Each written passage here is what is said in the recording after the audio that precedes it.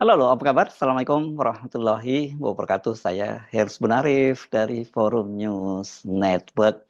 Semoga selalu dalam keadaan sehat walafiat dan Anda semua tetap semangat. Sebelum saya membahas soal konten yang akan saya sampaikan kepada Anda, ini yang saya akan obrolkan dengan Anda, yakni soal bantahan dari Gerindra bahwa ada barter antara Ketua MPR itu dengan kursi menteri yang disampaikan oleh eh, Ketua Umum Partai Golkar Bahlil Lahadalia. Saya ingin mengucapkan terima kasih kepada Anda semua yang sudah mensubscribe dan juga membunyikan lonceng notifikasi di channel saya ini. Tadi siang kan saya menyampaikan itu karena banyaknya keluhan, sulit untuk mendapatkan konten dari Heru Subonopoin.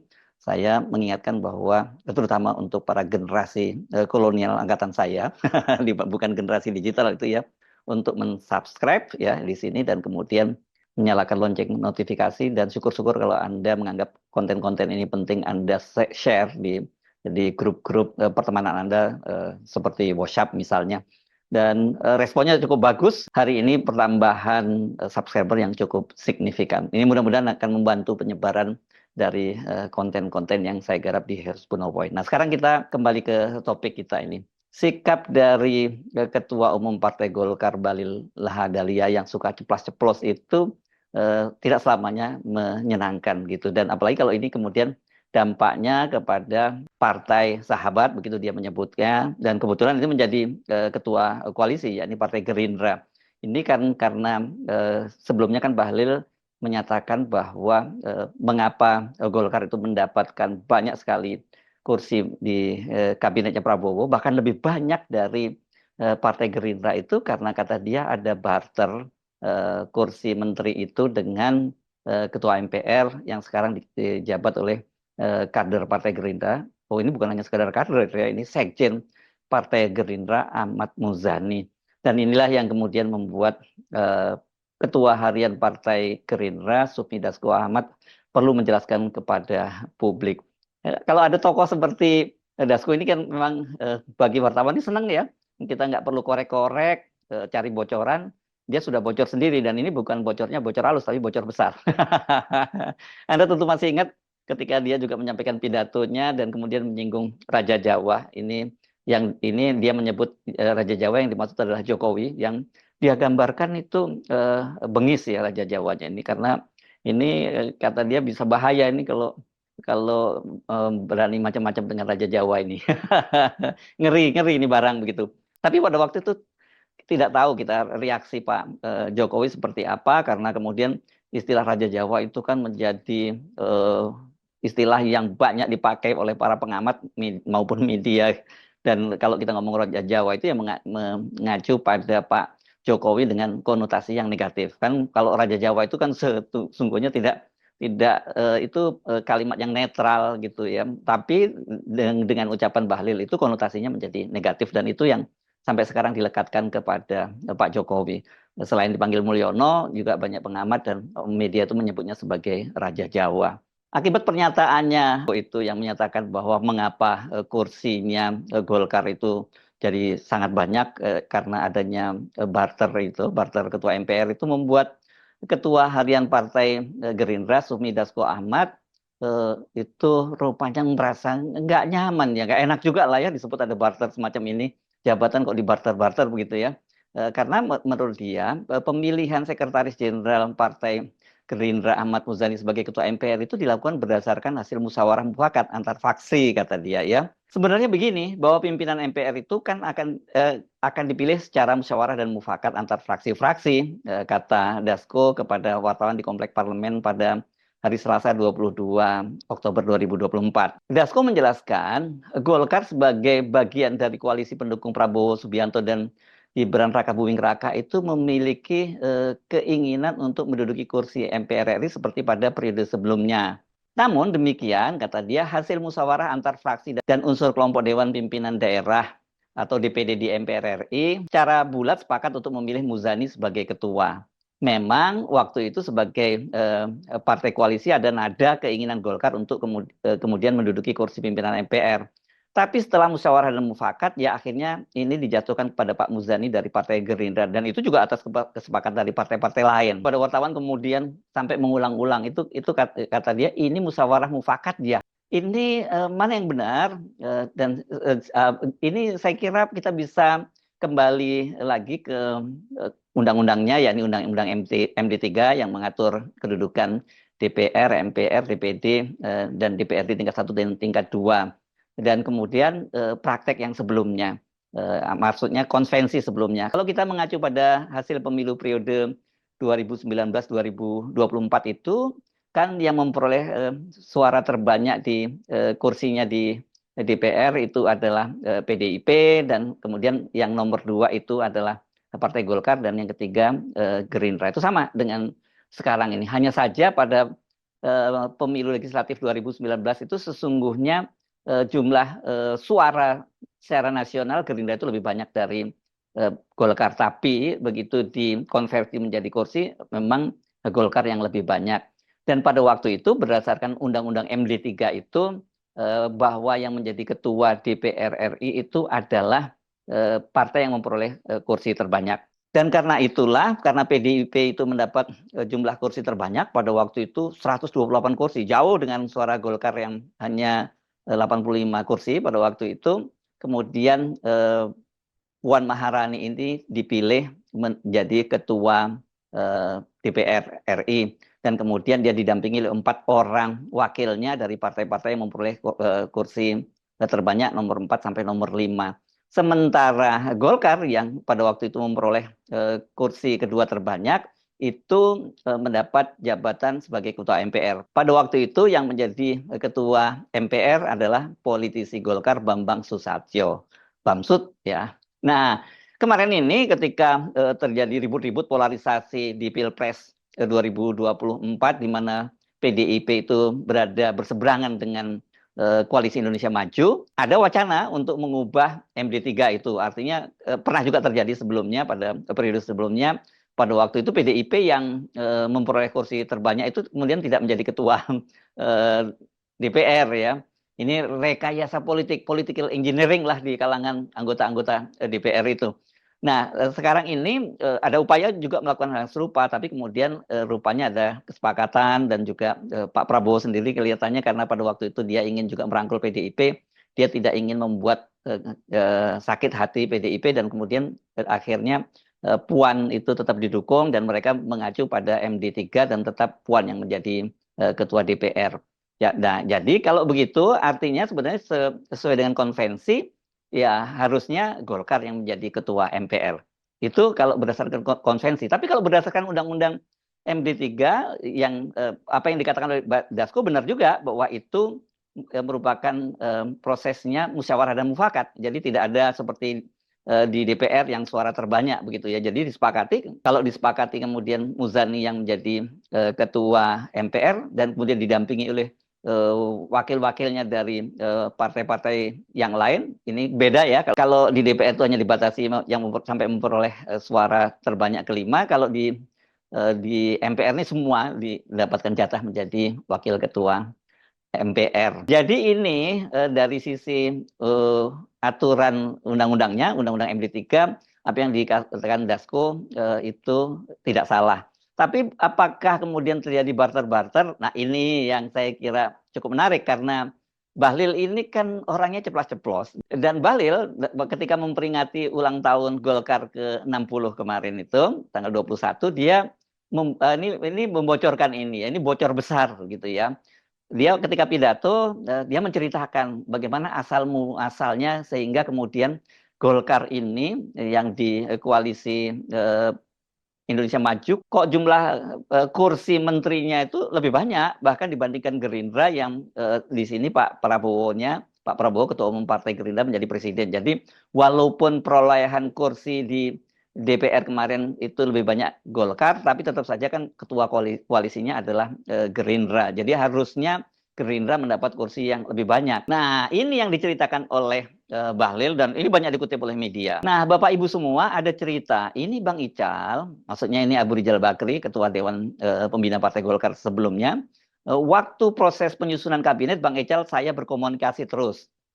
sering saya menelepon, jatah kita waktu itu kan 5. Ya Bang ya, kata dia bertanya kepada Abu Rizal Bakri yang hadir, jatah kita waktu itu 5. Memang kita mendengar kabar bahwa Golkar itu jatahnya 5. 5 itu pun sudah banyak ya pada waktu itu yang diminta oleh Erlangga Hartarto ketika dia masih menjadi Ketua Umum Partai Golkar, kan dia minta jatahnya 5 karena dengan alasan kontribusi Golkar terbanyak di dalam memenangkan Prabowo Gibran itu katanya terbesar. Tapi katanya kalau bisa lebih gitu. Nah, sekarang karena sudah terjadi, saya buka saja, kata Bahlil. Jatah kita 5, kemudian waktu itu MPR dikonsensuskan untuk diberikan kepada partai sahabat kita yang memenangkan Pilpres. Kita kan nggak bisa lawan Presiden, Pak.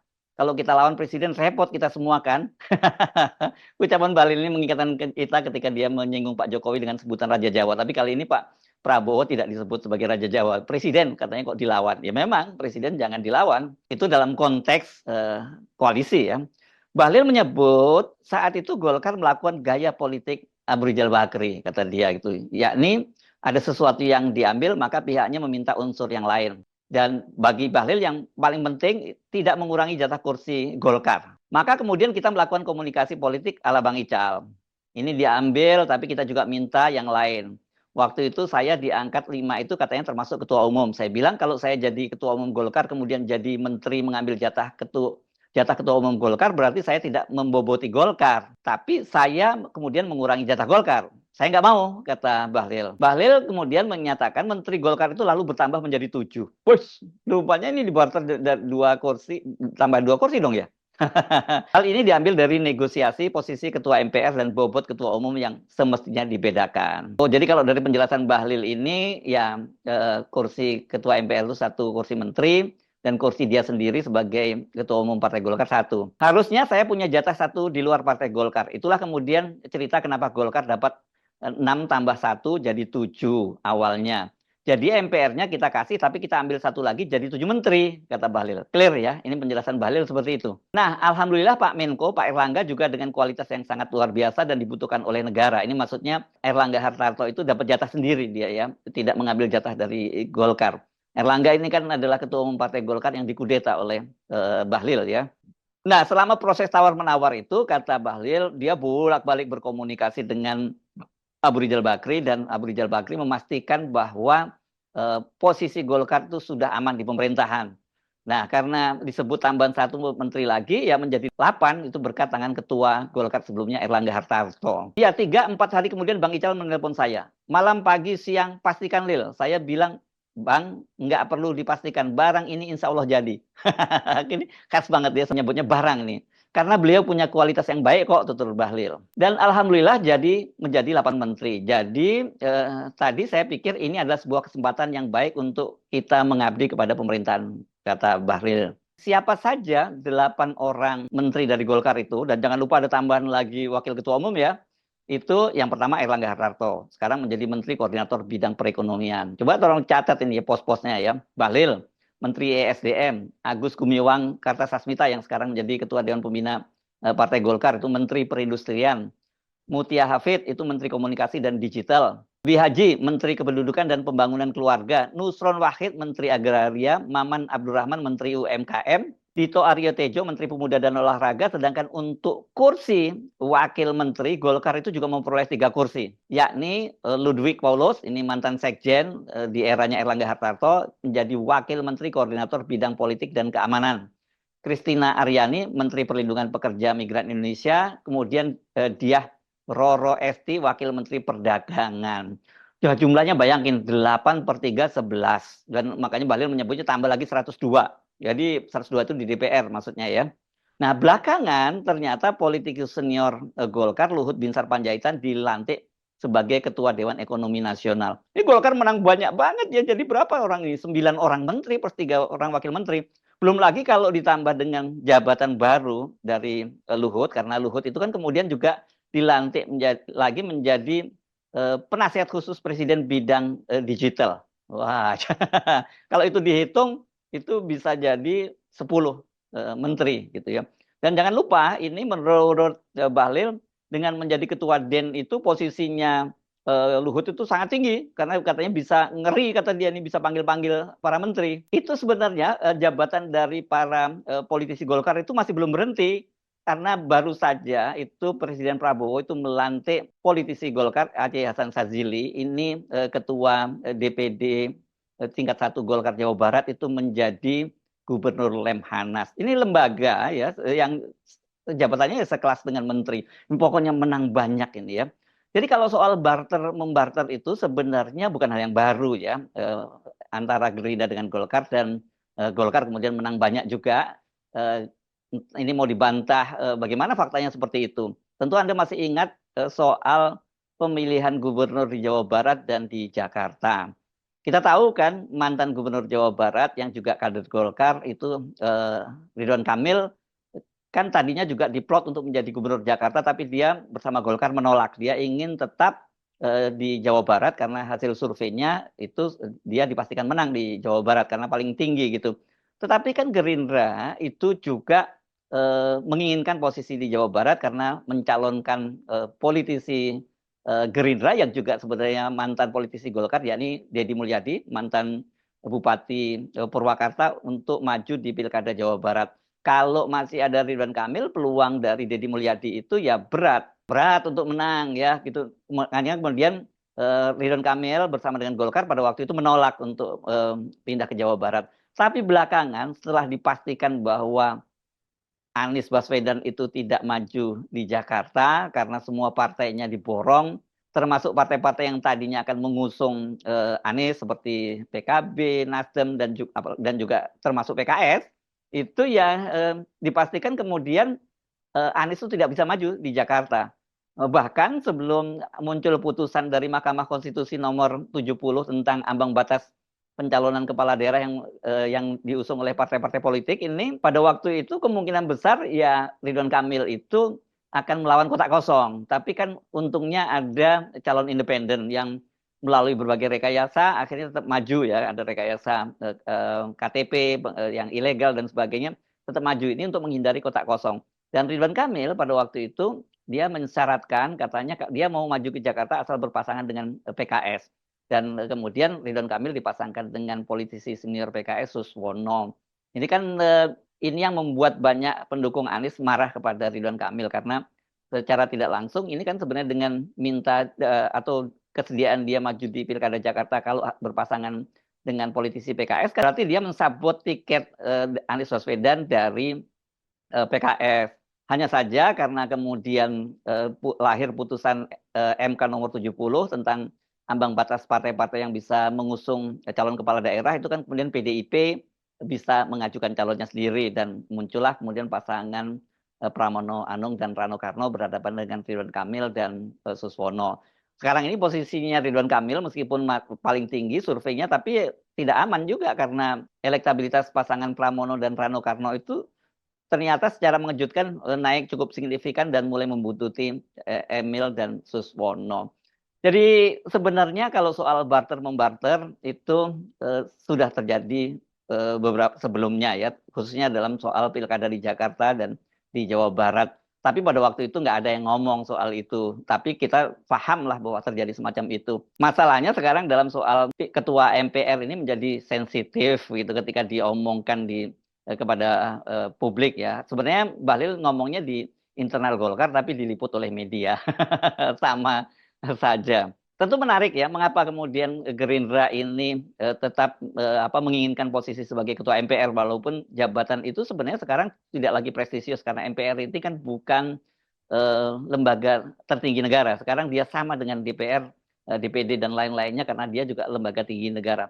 Tetapi tetap saja MPR itu bisa melakukan amandemen dan kalau diperlukan juga bisa melakukan impeachment, proses impeachment terhadap presiden, walaupun itu menjadi perdebatan di kalangan para ahli hukum tata negara dengan posisinya bukan lagi lembaga tertinggi negara, apakah MPR itu masih bisa melakukan impeachment.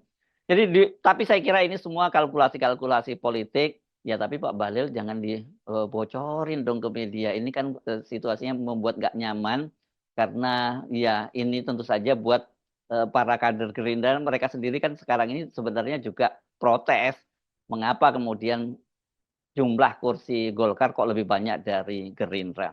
Saya Sebenarif dari Forum News Network. Sampai jumpa lagi. Wassalamualaikum warahmatullahi wabarakatuh.